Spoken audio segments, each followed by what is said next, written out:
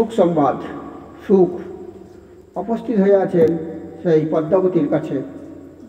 তিনি হরিপূজন, ঈশ্বর পূজা, ধ্যান, মন্ত্র সব কিছু আলোচনা করছেন। শিব যাহা তাকে দান করেছেন। এরপর তিনি বলছেন অর্থ এবং পরমার্থ, সেটাও আলোচনা করলেন। এরপর তিনি আলোচনা করলেন ভক্ত। সাধারণত আমরা দেখেছি 5 রকমের ভক্ত আছে। সেই 5 রকমের ভক্ত সবে আরম্ভ হয় বিকশিত, পূর্ণ বিকশিত এবং প্রস্ফুটিত, বিকশিত, পূর্ণ বিকশিত। সেই ভক্তগুলো ভালো। আচ্ছাদিত ভক্ত ভালো না। আচ্ছাদিত যেগুলো আচ্ছাদন হয়ে আছে, ঈশ্বর সম্পর্কে কোনো জ্ঞান নেই, পশু পক্ষী সব আচ্ছাদিত, গাছপালা সব আচ্ছাদিত, তারা ঈশ্বর সম্পর্কে কিছু বোঝে না। এরপর মানুষ জানেন, মানুষ আছে 3টে ভাগে ভাগ। একটা হচ্ছে মুকুলিত, বিকশিত আর পূর্ণ বিকশিত। মুকুলিত অর্থাৎ গাছের ফুল ফোটে, মুকুল ফোটে। সেই রকম ঈশ্বরের ভক্তের কাছে গেলে, ঈশ্বরের পুস্তক পড়লে, ঈশ্বর যেখানে যেখানে ঈশ্বরের যে উপাসনালয়, সেখানে গেলে আস্তে আস্তে সেই ভক্তি সেইটা মুকুলিত হয়। যেমন ফুল মুকুলিত হয়, একটা গাছ আছে, কোনো কিছু নেই, হঠাৎ ফুল ফোটা আরম্ভ করে। সেই রকম ঈশ্বরের নাম, ঈশ্বরের পূজা, ঈশ্বরের ধ্যান, মন্ত্র সব কিছু সম্পর্কে সেইগুলোর জ্ঞান তার মুকুলিত হয়, প্রস্ফুটিত হয় তার হৃদয়ে। এরপর যে ভক্ত যখন প্রস্ফুটিত হচ্ছে, সে আস্তে আস্তে সেগুলোর প্রতি আকৃষ্ট হয়ে যাচ্ছে। এরপর সে বুঝছে যে আমাকে তো স্টেজ বাই স্টেজ যেতে হচ্ছে, আমি এখন কোন স্টেজে আছি, আমার 4টে তো স্টেজ আছে, আমি এখন মরণ স্টেজে আছি, কি মরতে বাধ্য। তারপর মরতে গেলে সেখানে সেই পরমার্থ খোঁজা, সেই পরমার্থ ঈশ্বরের নাম, ধ্যান, এই সমস্ত দিকে সে আকৃষ্ট হলো। প্রথম প্রস্ফুটিত হলো, মুকুলিত হলো, তারপর সেই মুকুলিত ফুল একটু প্রস্ফুটিত হয়। ঠিক সেই রকমভাবে ঈশ্বর সম্পর্কে ধ্যান, ধারণা, মন্ত্র, ঈশ্বরের শক্তি তার মধ্যে মুকুলিত হয়, সঞ্চারিত হয়, মুকুলিত হয়। তারপর হয় প্রিয় ভক্ত। যে ধর্মের লোক, যে যেমন রিলিজিয়ান লোক, তার মধ্যে সে হয়ে যায় পরম ভক্ত। এইভাবে সাধারণত শিব বললেন সেই হরি পূজা, হরি ভক্ত হয়ে যায়।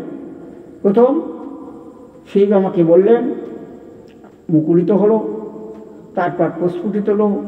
এরপর আমি এখন প্রচণ্ড বিকশিত, আমি আবার বিকশিত হয়ে গেছি।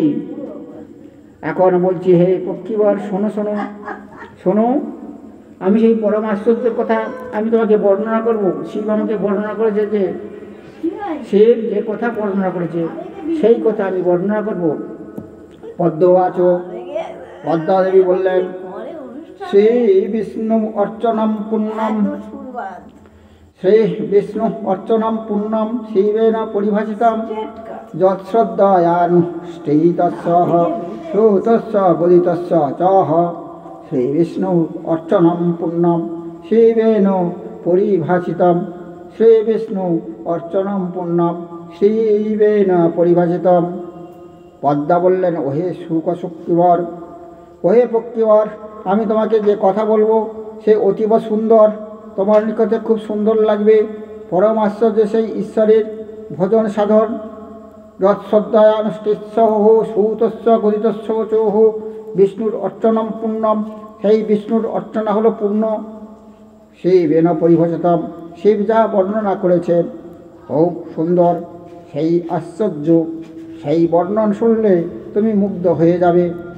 যা হলো পবিত্র, পরম এবং শ্রদ্ধাযুক্ত হয়ে তুমি যদি সেই শিবের অর্চনা শোনো, সেই অনুষ্ঠান শোনো, এবং যদি কেউ সেই কথা পাঠ করে, তাহা শ্রবণ করো, তাহা পরমাশ্চর্য এবং অতীব সুন্দর।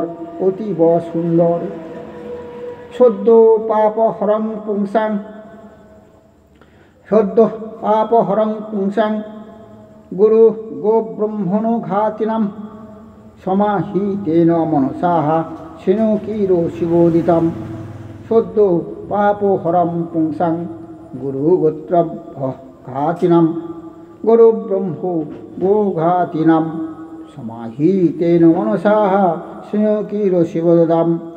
ব্রাহ্মণ হত্যা করলে যদি যেমন পাপ হয়, সেই সমস্ত ব্রাহ্মণ হত্যা পাপ দূর হয়ে যাবে, অচিরেই সে মুক্তি লাভ করবে। যদি এই পাঠ, যদি এই শিব অর্চনের পাঠ, পূজা, ধ্যান, মন্ত্র সব শোনে, সেই মুক্তি লাভ করবে। ব্রাহ্মণ হত্যা করে যদি পাপ হয়, সে পাপও থেকে সে মুক্তি হবে এবং পরম সুসত্য সে হাজির হবে। অতএব শোনো অগোচর পাকে শঙ্করের মুখে কেমনভাবে সেই হরি অর্চনের কথা বলেছে, তা আমি তোমাকে বর্ণনা করছি, তুমি শ্রবণ করো। প্রেত্তোয়াহা যতোক্ত কর্মাণি পূর্বাহ্নে স্নানকৃত শুচিঃ প্রক্ষাল্যঃ পাণি পাদৌ চ পৃষ্ঠোপসনে বসেৎ।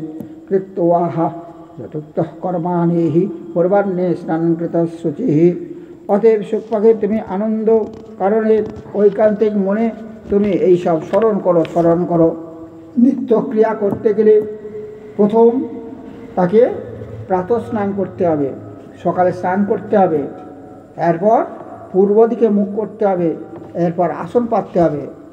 হরিকে সাধনা করতে গেলে প্রথম প্রাতঃক্রিয়া করলে, তারপর স্নান করলে, তারপর পূর্ব দিকে বসতে হবে, এমন আসন পাততে হবে, এরপর শিবের, এরপর হরির ধ্যানের দিকে আস্তে আস্তে অগ্রসর হতে হবে।